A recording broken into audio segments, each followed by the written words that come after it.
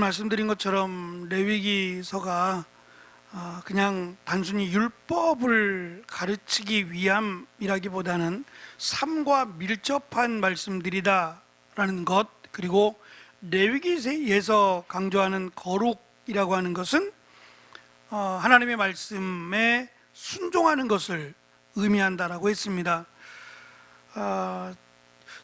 제가 페이퍼에다도 썼습니다만 2페이지 3페이지 보시면 이스라엘 백성들이 출애굽하기 전 사건입니다. 아브라함과 사라가 배다른 오누이였습니다. 야곱은 하란의 두 딸인 레아와 라헬과 결혼을 했고요. 르우벤은 아버지 야곱의 첩 비라와 관계를 가졌습니다. 문제는 지금 여기 소개되고 있는 이들만이 아니에요. 근데 이들이 죽었냐 말이에요. 오늘 말씀에는 굉장히 강력하잖아요. 끊처질이라고 말씀하셨잖아요. 근데 아브라함 안 죽었어요. 야곱도 안 죽었죠. 르우벤도 이것 때문에 죽지는 않았어요. 그런데 왜 이제 와서 하나님이 이렇게 말씀하실까? 그때는 죄가 아니었고 지금은 죄인가? 이렇게 보면 하나님은 동일하신 하나님이죠. 레위기서를 통해서 보면 지금 왜 그렇게 특별히 아브라함이 사라를 아내로 맞이한 것은 아브라함의 뜻이라기보다는 하나님의 인도하심이었어요. 그리고 야곱이 레아와 라헬 또는 라헬을 사랑해서 사실은 라헬을 아내로 얻고자 했지만 그 아버지가 되는 하란이 속인 거죠. 속여서 우리 전통에는, 우리 풍습에는 둘째 딸이 먼저 시집가는 일이 없다. 그러니 첫째 딸하고 결혼하고 7년 있다가 그 다음에 둘째 딸하고 결혼하는 거다. 이런 식으로 이제 속인 거지. 야곱이 그런 건 아니란 말입니다. 물론 르우벤 같은 경우는 성경에서도 나중에 이제 그 야곱이 축복할 때에도 문제를 제기했어요. 하나님의 축복을 받지 못할 것으로 제기를 했습니다만 지금 이 말씀은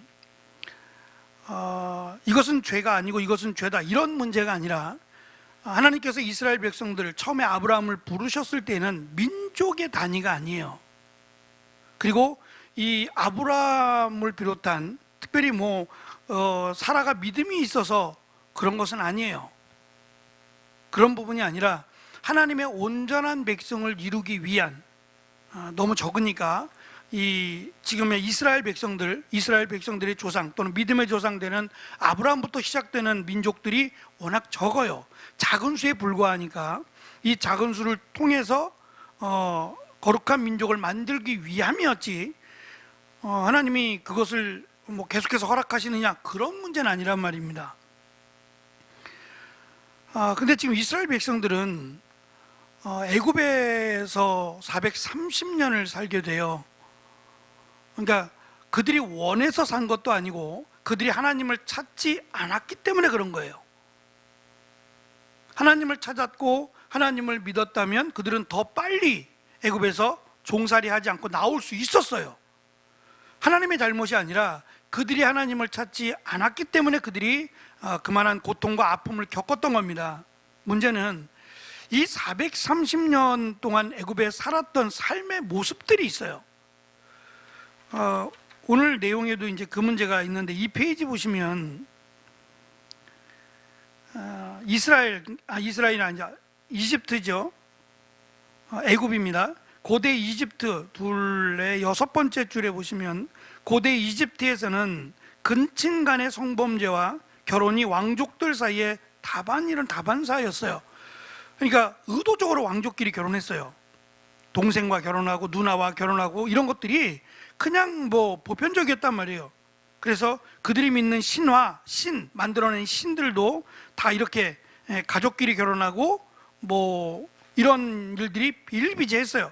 이런 것들을 보았다면, 그리고 이스라엘 백성들 점점 수가 늘어나긴 하지만 어쨌든 올라가면 한민족이잖아요. 그들 자체도 섞이지 않은 한민족이잖아요. 그 민족들이 이방 민족들과 결혼할 수 없는 상황이었어요. 왜냐하면 노예였잖아요. 요셉 같은 경우는 달라요. 요셉이나 요셉의 자녀들은 다르죠. 왜냐하면 요셉은 총리가 되면서 이스라엘 백성과 결혼한 게 아니에요. 요셉은 애굽 사람하고 결혼했단 말이에요.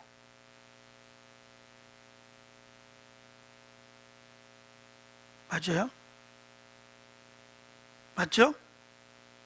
요셉의 아내는 애굽 사람이란 말이에요. 그런데 그들이 이제 요셉이 죽고 나서 점점 노예로 되면서 누가 노예랑 결혼하겠냐 말이에요. 애굽 사람들이 노예랑 결혼하겠어요? 자기들이 부리는 노예랑 누가 결혼하겠냐 말이에요.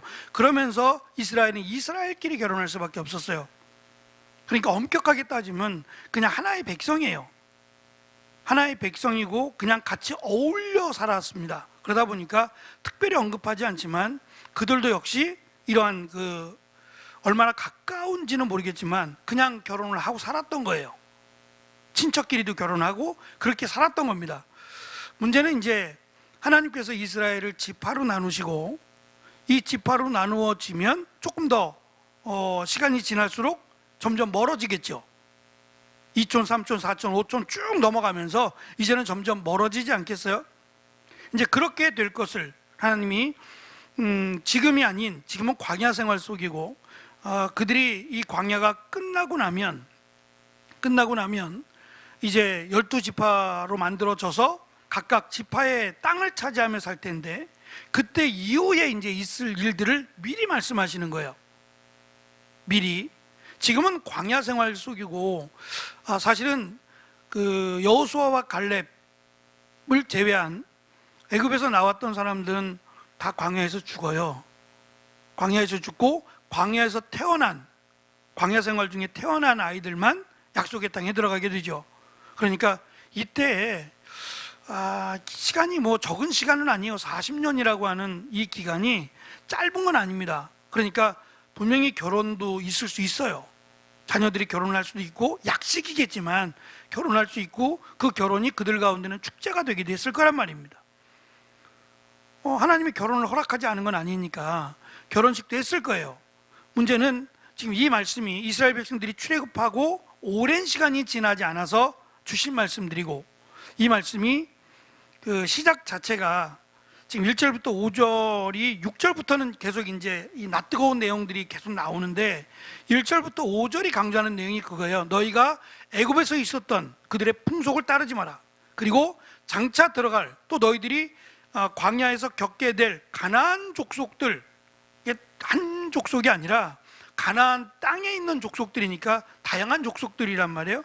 이 다양한 족속들의 풍속을 따르지 말라는 거예요. 어떻게 따르지 마느냐가 아니라 하나님이 이거는 안 된다라고 정하셨어요. 근데 오늘 말씀해 보면 제가 여기다가 써놨습니다만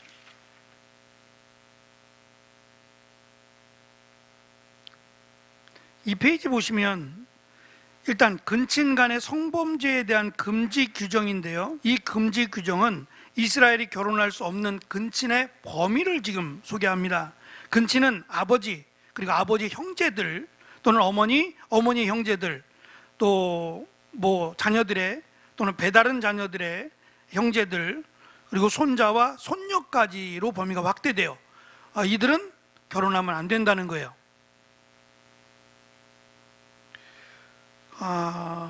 결국 이 말씀이 왜 이런 말씀을 하실까? 앞에서 이 지금 정결에 대한 부분을 쭉 하시다가 지금 이 부분은 그냥 옷을 빨고 몸을 씻고 하는 정도가 아니에요. 죽는 거예요. 훨씬 더 강하잖아요. 죽는 거예요. 하나님이 죽이시겠다고 하시는 말씀이니까 훨씬 더 강한 내용이에요. 그런데 두 가지가 지금 섞여 있습니다. 하나는 이 근친에 대한 이야기가 나오고 18장 21절에 잠깐 보시면 몰렉이라고 하는 게 나와요. 이 몰렉이 얼굴은 송아지고 얼굴은 소로 만들어진 우상이에요. 소로 만들어져 있는 우상인데, 이 몰렉의 특징이 뭐냐면 그 인신 제사를 받는 신이에요. 자녀를 이 신에게 바치는 일은 하지 말라는 거예요. 이것이 지금 슬그머니 가서 들어가 있단 말이에요. 그러니까 두 가지가, 하나는 지금 여기서 말씀하시는 정결함, 여기서 말씀하시는 거룩함이라는 것은 지금 제가 타이틀에 써놨습니다만 성적인 범죄, 그리고 하나님이 아닌 우상을 섬기는 것, 이 두 가지를 같이 물려놨어요. 이 두 가지가 다 마치 우상을 섬기는 것과 같은 죄로 지금 설명한단 말이에요. 근데 이것이 사실은 보편적인 죄였다는 거예요. 문제 삼을 수 없는 죄였다는 거예요. 근데 하나님이 이것을 문제 삼으셨어요. 어느 정도까지? 우상 숭배하는 것까지로 연결해서 하나님 말씀하셨고, 결국 이것으로 인해서 하나님은 심판하신다는 거예요. 대를 끊어버리겠다라는 겁니다. 그만큼 이게 그냥 단순한 죄가 아닌, 하나님을 거역한 정도가 아니라 마치 우상을 섬긴 것과 같은 엄청난 죄로 지금 말씀하신다라는 것을 우리가 염두에 두고 살펴야 됩니다. 한 가지 더 주의할 것은 20장으로 잠깐 가보세요. 20장에 가면 내용이 또 나와요. 앞에서 얘기했잖아요. 18장에서 얘기하고 한 장 지나서 20장에서 또 비슷한 얘기가 나와요. 10절에 보면 남의 아내와 간음하는 자, 이웃의 아내와 간음하는 자, 계모와 동침하는 자, 자부와 동침하는 자, 여인과 교합하든 남자와 교합하는, 지금 앞에서 언급했던 내용들이 또 나오잖아요. 그리고 나서 뒤에 가면 또 몰렉이 또 나옵니다. 그러니까 이렇게 두 번씩이나 사실 반복해서 강조하면 이것이 얼마나 심각하고 얼마나 노출되어 있는 죄다라는 것을 우리가 인지하라는 거예요. 그만큼 단호하게 말씀하셨다는 것. 그래서 이것이 결국은 그냥 개인의 문제만이 아니라 이 가정 자체를 파괴시키는 거예요. 그러면 사실 이 민족성 자체는 의미가 없어요. 가정이 파괴되면 민족성 자체가 무의미해지는 겁니다.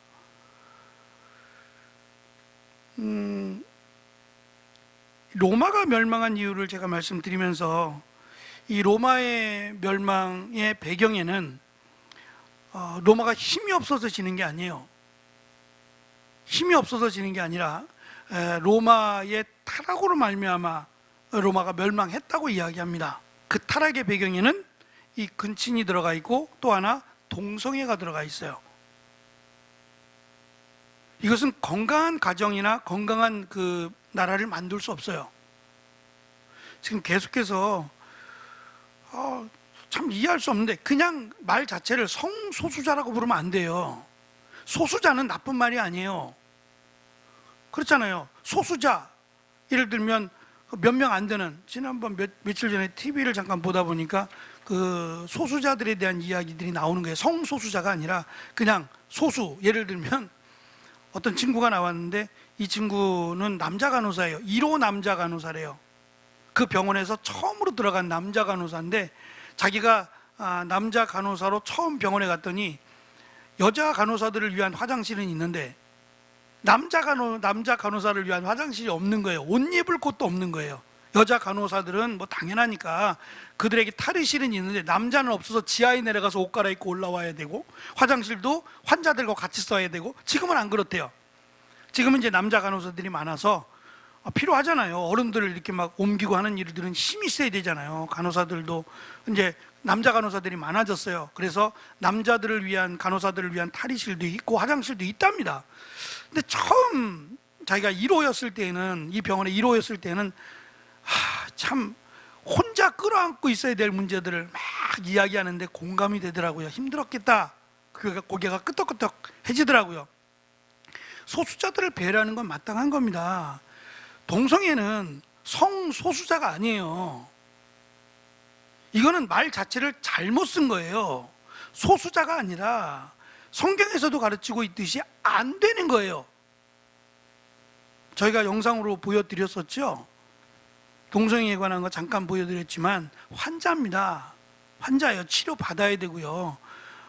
제가 태국에 가서 깜짝 놀란 것은 그 시장에 가면 그 태국 시장이 있어요. 거기도 시장에 가면 뭐 우리 시장하고 우리 옛날 재래시장하고 비슷해요. 그냥 뭐 음식들 뭐 쭉 길거리 내다 팔고 막 그래요. 그리고 막 이 중앙에서는 사람들이 그냥 의자 갖다 놓고 막 식사하고 그래요. 여기저기서 그냥 사다가 중앙에서 식사를 하고 그러는데 거기에 또 이제 무슨 공연 같은 걸 해요. 앞쪽에서 나와서 어떤 분들이 노래를 부르기도 하고 춤도 추기도 하고 그래요. 근데 한 팀이 이렇게 올라왔는데 옷도 똑같이 입었어요. 여자들인데 옷도 똑같이 입고 그래서 이제 뭐 일단 사람들이 많으니까 올라간 사람들이 많고 그러니까 사람들이 좀 궁금해하지 않겠어요? 좀 있으니까 이제 뭐 음악 소리도 나오고 노래를 부르는데 이상해요. 노래가 조금 이렇게 여자의 고운 목소리가 아닌 거예요. 약간 그래서 뭐 그냥 그러려니 했어요. 뭐 목소리가 다 똑같지 않으니까 저도 이렇게 좀 신목소리가 나오듯이 여자들도 그럴 수 있잖아요. 그래서 뭐 그럴 수 있지라고 했더니 거기 이제 계시던 선교사님이 툭 치면서 어떻게 생각하세요? 그래서 뭐요? 그랬더니 저기 서 있는 여자들은 다 남자들이라는 거예요. 다 남자들이에요. 근데 누가 남자로 봐요? 어딜 봐도 여자인데 남자래요. 남자입니다. 근데 제가 이제 물었어요. 왜 여기는 이렇게 이 게이들이 많아요? 라고 물었더니 배경을 설명해 주는 거예요. 태국은 우리나라도 맞벌이가 많지만 태국은 맞벌이가 많은데요. 남자들이 일하는 것보다 여자들이 할 일이 더 많아요. 일거리가 남자들의 일거리보다 여자들의 일거리가 훨씬 더 많아요. 그러다 보니까 경제권을 누가 갖고 있냐면 여자가 갖고 있어요. 대부분. 그러다 보니까 이 집안에서 큰 소리 치는 사람이 누구냐면 여자예요. 거의 우리 예전에 아버지가 그렇게 하듯이 그렇게 돼 있어요. 구조가 반대예요. 그러다 보니까 이 남자아이들이 태어나면 내가 딸로 태어날 걸 이런 마음이 있어요. 그러니까 사내 아이로 태어난 거, 남자아이로 태어난 것을 좋아하지 않아요. 내가 스스로 남자가 된 것을 좋아하지 않아요. 우리 여자가 되어서 할 일도 많고 여자가 되어서 큰 소리도 치고 그런 문화가 되다 보니까 이 남자가 됐다는 것에 대한 자부심이 없어요. 내가 여자가 됐으면 좋겠다. 여자면 더 좋을 텐데, 더 행복할 텐데 이런 생각을 많이 갖고 있대요. 그래서 왜 그런 장난도 치잖아요. 어릴 때 여자애들이 막 남자애들 들고 엄마 화장품 갖다가 막 이렇게 화장하고 하잖아요. 그런 것처럼 이 남자아이들이 이 엄마를 닮기 위해서 엄마처럼 화장도 하고 엄마 옷도 입고 그러고 다닌대요. 그러니까 그런 어떤 문화적인 정체성이나 이런 것들이 고스란히 묻어져서 자기가 남잔데 여자로 인식을 하고 살아간대요. 남잔데 난 여자야 라고 생각하고 살아간대요. 이거는 정체성의 문제이기 때문에 이거는 나라가 끌어안고 이 정체성을 가르치고 또 무너진 정체성을 회복시켜야 될 숙제입니다. 그래서 태국에서는 태국은 왕이잖아요. 왕제도잖아요. 이 지금의 왕 그 앞에 있는 왕의 어머니죠. 황후가 가장 힘이 셌어요. 그러니까 그분의 말 한마디면 왕도 꼼짝을 못했어요. 그러니까 이런 어떠한 그 나라의 배경을 안고 있다 보니까 남자로 살아가는 것이 오히려 여자로 살아가는 것보다 못하다고 하는 인식이 있어요.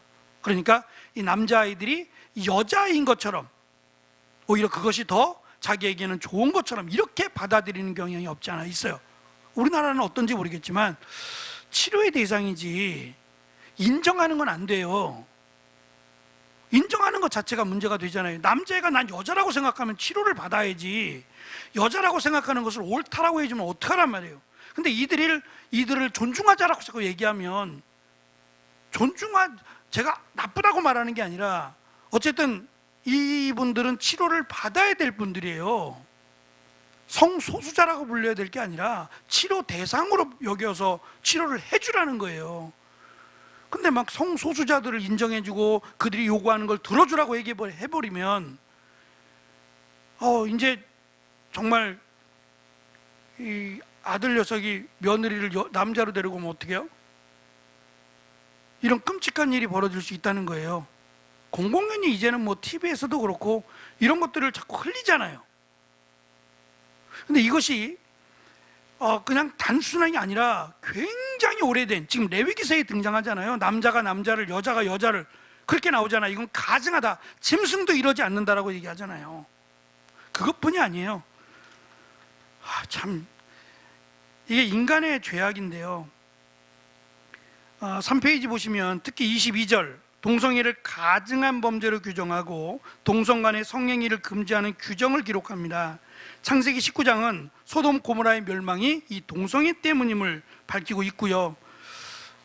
이 동성애는 하여튼 시대를 막론하고 죄악임을 알 수 있어요. 오늘 말씀에도 보면 여자와 동침함 같이라고 이야기하고 있어요. 남자를 마치 여자와 동침함 같이라고 소개함으로 그냥 난 남자가 좋아, 이 정도가 아님을 지금 우리에게 가르쳐 줍니다. 덧붙여서 23절에 가면, 그래서 저기 신명기 22장 5절 나중에 가면 남자는 여자 옷을, 여자는 남자 옷을 입지 못하게 하라고 하는 금지 규정이 나와요. 이것은 요즘은 뭐 유니섹스라 그래서 아무거나 입어도, 남자가 여자 옷을 입어도 여자가 남자 옷을 입어도 전혀 문제가 안 되는 사회예요. 왜냐면 남자도 가끔씩 TV에 보면 치마 입고 나오는 남자들이 있어요. 치마 입고. 우리나라는 그게 좀 이색적이지만 다른 나라는 그냥 공공연히 남자들이 치마 입기도 해요. 그러니까 정해진 건 없다는 거예요. 옷인데 뭐 이런 옷 입어도 되고 저런 옷 입어도 되지 라고 하는 생각들을 갖고 있는 겁니다. 머리 모양도 그렇잖아요. 머리 모양도 성경에는 머리 모양에 대해서도 나와요. 남자는 남자로서, 여자는 여자로서 할 것을 이야기합니다. 더 나아가서 23절은 짐승과 교합하는 내용이 나와요. 남자뿐만 아니라 여자도 짐승과 교접하면 그는 죽이라는 거예요. 끊어버리라는 겁니다. 그러니까 죽이는 게 목적이 아니라 금지가 목적입니다. 금지 사항이 목적이에요. 그러니까 죽는 것 앞에서 누가 그렇게 하겠어요? 그냥 죽는 것도 아니고 돌에 맞아 죽는 겁니다. 아주 잔혹하게. 이런 그 단호함 앞에서 누가 이런 죄를 질 수 있겠냐 말입니다. 근데 이것이 마치 우상을 섬기는 것과 같은, 하나님을 대적하고 하나님을 무시하고 하나님을 모욕하는 이런 무상 숭배와 같은 죄임을 지금 두 개를 같이 연결해서 이 근친상간 또는 이 동성애라든지 이 짐승과 교합하는 일들을 같이 연결해서 하고 있다는 걸 알 수 있고요. 말씀을 준비하다 보니까 책에서 이런 내용도 나오더라고요. 4페이지 가니까 더 충격적인 것은 중간에 밑에 쪽입니다. 더 충격적인 것은 이집트의 미이라를 만드는 사람들, 그러니까 사람이 죽으면 영원히 살 것, 다음에 다시 살아날 것을 생각해서 미이라를 만드는 거예요. 미이라를 만들면 이 안에 있는 이 장기들을 다 빼냅니다. 장기들을 빼내고 방부제를 집어넣어요. 방부제를 집어넣고 꼬매는 거예요. 꼬매면 사람이 썩지 않는 거죠. 시간이 지나도 이 방부제에 의해서 사람이 썩지 않는 거예요. 그리고 언젠가는 다시 살아날 것을 기대하는 거예요. 말도 안 되는 기대지만 이런 기대가 있었어요. 문제는 뭐냐면 이 미이라를 만드는 사람들이 미이라가 되겠다라는 것은 귀족이에요. 그냥 평민들은 미이라가 될 수 없어요. 지난번 이번 주 영상에서 보여드린 것처럼 이 무덤의 마을, 카이로가 무덤의 마을인데 이 밖에 나와 있는 마당에 있는 무덤은 종들의 무덤이고 귀족들의 무덤은 집에 이렇게 모양을 세우죠. 예쁘게 세우고 그 밑에 지하에 미이라를 만들었다 그러잖아요. 그러니까 미이라는 귀족들만 되는 거예요. 평민들이나 종들은 절대 미이라가 될 수 없어요. 그러다 보니까 이 미이라를 만드는 평민이겠죠. 또는 종이겠죠. 이 신분을 가진 자들이 이 죽은 이 귀족의 아내 시체입니다. 귀족의 아내의 시체를 시간하는 일들이 있었대요. 그래서 귀족들이 자신의 아내가 이렇게 되지 못하도록 3, 4일이 지난 뒤에, 시신이 3, 4일 집에 있어 봐요. 방부제도 없는 상태에 3, 4일이 되면 부패하잖아요. 근데 그거를 그렇게라도 해서 부패하게 만들어서라도 죽은 자를 시간하지 못하도록 했다는 거예요.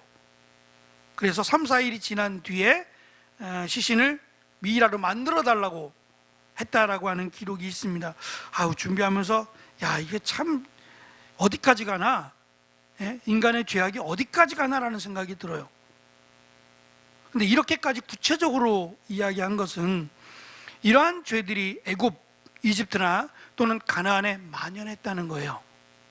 만연했다는 겁니다. 그러니까 하나님은 그곳에서 하나님의 말씀대로 살아가게 하셨으니 그게 결코 쉬운 일은 아닐 거예요.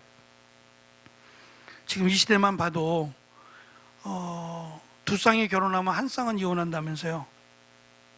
지금 시대의 모습이 두 쌍이 결혼하면 한 쌍은 이혼한답니다.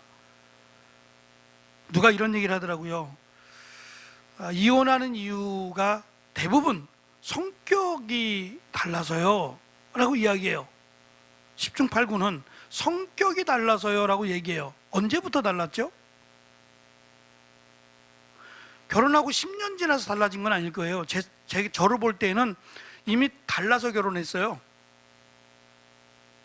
저만 그런가? 처음부터 다르지 않으셨어요?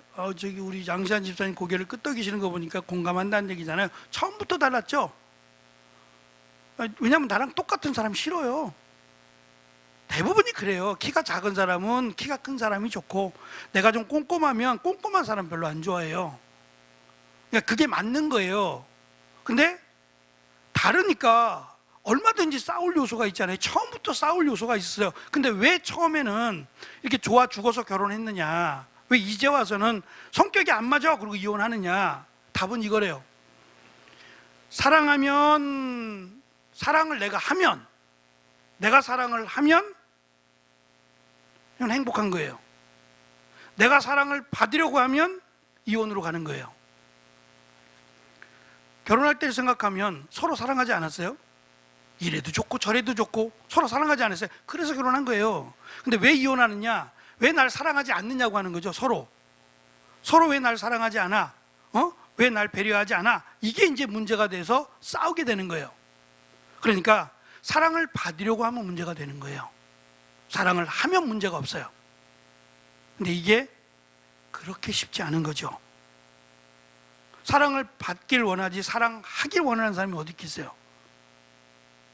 대부분은 사랑을 받는 걸 좋아하지, 손해보면서까지 나는 그냥 계속 사랑만 하겠다, 쉽지 않은 일이잖아요. 근데 한쪽이 아니라 양쪽이 다 사랑하려고 하면 전혀 문제가 없다는 거예요. 근데 나는 사랑 받으려고 한다면 그때부터는 문제가 발견이 되더라는 거예요. 그러니까 똑같은 사람하고 살아가는 겁니다. 처음부터 지금까지 변하지 않는 똑같은 사람하고 처음부터 다른 사람과 살아가면서 처음에 좋았던 것은 서로 사랑하기 때문에 좋았던 거예요. 근데 지금 문제는 서로 사랑하지 않는다는 게 문제가 되는 거예요. 문제는 똑같아요. 시대를 막론하고 다 같아요. 그러니까 결국 이 사람이다, 이 사람하고 살아간다라고 하면 선택의 여지가 없는 거예요. 서로 사랑하고 살아가는 것이 가장 행복한 거죠. 그러니까 하나님은 지금 다른 것에 눈을 돌리지 말라는 거예요. 다른 것에. 그게 만족이 되느냐? 만족이 안 돼요.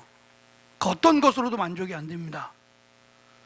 오히려 더 잘못되면 잘못됐지 돌아오기는 쉽지 않아요. 특히 우리가 잘 아는 것처럼 참 고쳐지기 어려운 그 범죄 가운데 하나가 성범죄인 거 아시죠? 이거는 나가서 반드시 재범을 한답니다. 그냥 전자팔찌를 끊고라도 죄를 짓는데요. 참을 수가 없대요. 그러니까 무서운 죄라는 거예요. 무서운 죄입니다. 그리고 다시 들어가고 또 형을 살고 나오면 또 다시 죄를 짓게 돼 있다는 거예요. 그러니까 공개하는 겁니다. 어디에 살고 있는지 아예 그냥 공개를 하는 거예요. 전자팔찌 찬 사람들이 어디에 있는지 아예 그냥 주소를 공개해버리는 겁니다. 근데 그걸 어떻게 확인하며 살아요? 그러니까 하나님은 죽이라는 거예요. 만약에 성범죄자들을 돌 던져 죽이면 저는 정말 현저하게 줄을 거라고 생각해요. 그러지 않을까요? 성범죄자들을 뭐 10년, 20년이 아니라 그냥 아예 많은 사람들 앞에서 공개적으로 돌을 던져 죽게 하면 누가 성범죄 하겠냐고요. 그건 미친놈이죠. 진짜 미친놈입니다. 형이 무거울수록 죄를 짓지 않는데 지금 이 성적인 죄를 굉장히 무겁게 다루고 있다는 것을 우리가 이해를 해야 돼요. 도둑질하면 그냥 물어주면 돼요. 다른 사람을 때리면 내가 맞으면 돼요. 근데 이거는 가격을 매길 수가 없어요. 돈으로 해결이 안 돼요. 물론 종인 경우는 달라요.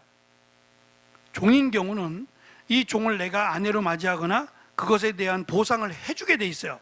근데 그런 게 아니라 지금 여기에서는 가족 간의 관계입니다. 이건 절대로 일어나서는 안 되는 것으로, 그래서 심지어는 돌 던져 죽이라는 것까지도 하나님 말씀하신다는 거예요. 그러니까 거룩함은 멀리 있는 게 아니에요. 멀리 있는 게 아니라 아주 가까운 곳에 우리의 일상 속에서 있다라는 것을 우리가 확인해 볼 수 있습니다. 시대를 막론하고 참 쉬운 문제가 아닌 것 같아요. 타락하면 타락했지 더 거룩해지지 않는 시대에 우리도 살고 있어요. 우리뿐만 아니라 앞으로 우리의 자녀들도 그렇고요. 기준은 세상의 기준이 아니라 하나님의 말씀이 기준이 되어야 된다고 생각합니다. 왜냐? 이때도 주변의 국가들, 뭐 가나안이 됐던 메소포타미아가 됐던 어디가 됐던 그 주변의 지역들은 죄로 삼지 않았어요. 그런데 하나님은 무거운 죄로 지금 말씀하시잖아요. 그럼 지금 이 시대도 마찬가지입니다. 세상이 어떻게 뭐 동성애가 죄가 아니다 그렇게 말할지라도 우리의 기준은 하나님의 말씀이어야 된다는 거예요. 그건 안 되는 겁니다. 하나님이 결단코 우상을 숭배하는 것과 같은 무서운 죄악임을 하나님이 말씀하시면서 결단코 너희들은 이방민족과 결혼하지도 말 것이며 이방민족의 죄악을 담지 말 것을 단호하게 18장에서 그리고 한 장 넘어 20장에서 다시금 말씀하십니다. 두 번을 반복해서 하신 것도 큰 의미가 있다 생각합니다. 맨 마지막 18장 24절부터 30절 맨 마지막 정리하면서 이렇게 말씀합니다. 다시 처음에 하셨던 말씀 1절부터 5절의 말씀처럼 가나안 땅의 풍속과 규례를 행하지 말라라는 겁니다. 그러니까 하나님은 다른 부분에 있어서는 이렇게까지 단호하게 말씀하신 것이 없어요. 그리고 심지어는 잘못을 했어도 하나님이 그냥 넘어가신 것도 너무 많아요. 인간이 악하기 때문에 그것까지 다 따지면 살아날 사람이 없어요. 하지만 이것만큼은 나라를 없애버린 민족성을 상실하게 만들 뿐만 아니라 하나님이 만드신 남자면 남자, 여자면 여자에 대한 성 정체성까지도 무너뜨리는 무서운 죄악임을 하나님이 말씀하고 있습니다. 그래서 어쨌든 세상이 어떠한 기준으로 이야기하든지 간에 우리는 이 레위기 18장의 말씀, 특별히 성적인 부분과 관련된 이 말씀들을 기억하면서 하나님이 원하시는 겁니다. 하나님이 이 일 가운데 은혜를 주시겠다 하신 약속이 담긴 말씀임을 기억하고 세상을 따르기보다 하나님의 말씀을 따르는 우리의 가정들이 교회가 되기를 간절히 축원합니다. 기도하겠습니다.